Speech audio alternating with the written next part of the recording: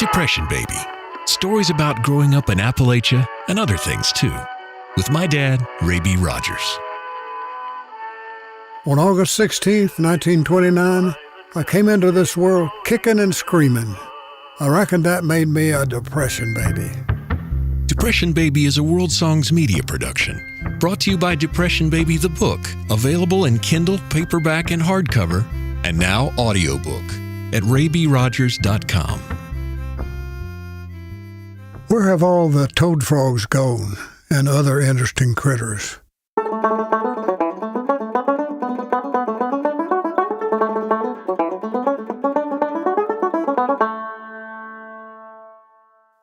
When I was a boy, we often played hide-and-seek at dusk when it was easier to hide.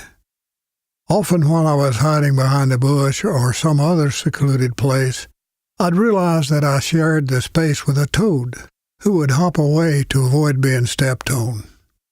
In the western North Carolina mountains, these ugly little creatures were called toad frogs, and if you handled them, you were supposed to get warts. But not to worry. There was always some unique person in the community who could magically remove the warts. Sometimes these little critters would secrete an unidentified offensive moisture when picked up.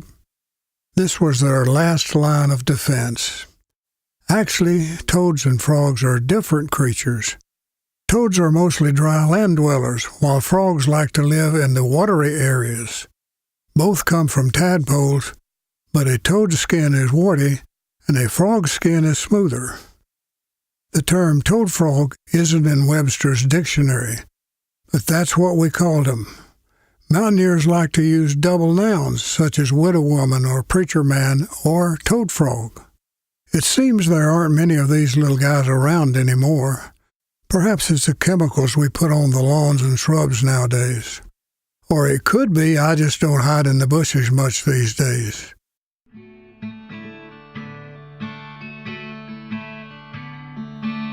Did you ever build a toad frog house? It's done like this. You need some damp soil, and you dig a little impression to place your bare foot in.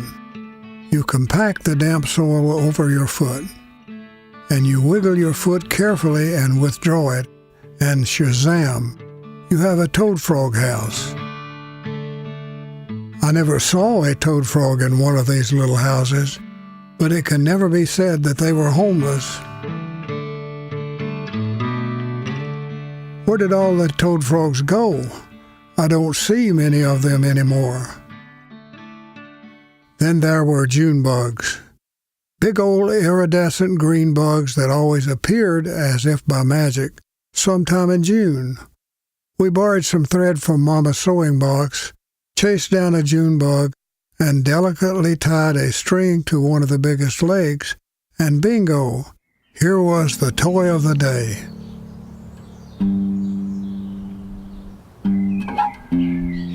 The bug would fly around on the tether until the kid got interested in something else, or the unfortunate bug lost a leg.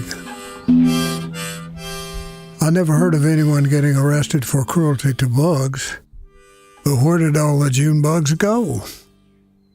And where did all the lightning bugs go?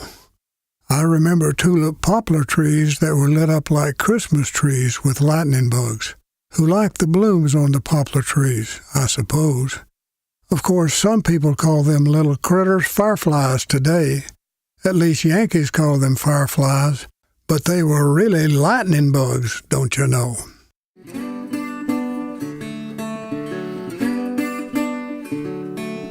We caught these little bugs by the dozens and marveled at the way they turned their lights on and off.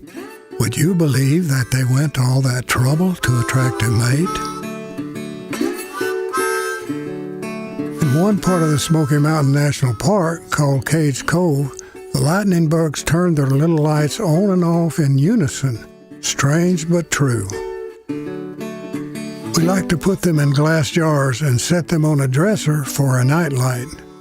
I see a few of these creatures on summer nights, but not nearly the number seen in days past. Where did they go? And what about doodlebugs? Doodlebugs like to hang around half-dried cow piles. and they would roll the cow dung into little round balls. I never figured out why or what they eventually did with the little round balls. And you know what? I don't really care where all the doodlebugs went. We hope you enjoyed listening to this episode of Depression Baby. And if you did, my dad has one important request. If this podcast brought a little smile to your day, would you please consider right now subscribing for free to the podcast and kindly leaving a nice 5-star rating and review on iTunes. You can make the difference in getting Depression Baby in front of a wider audience and help preserve this disappearing legacy.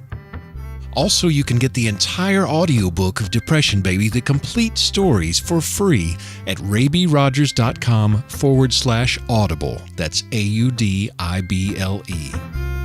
Thanks to our audio and musical contributors, including our friend Lobo Loco. You can find out more about him and all the rest of the music and audio in the show notes at, you guessed it, raybyrogers.com. Thank you for listening, and we'll see you next time on Depression Baby.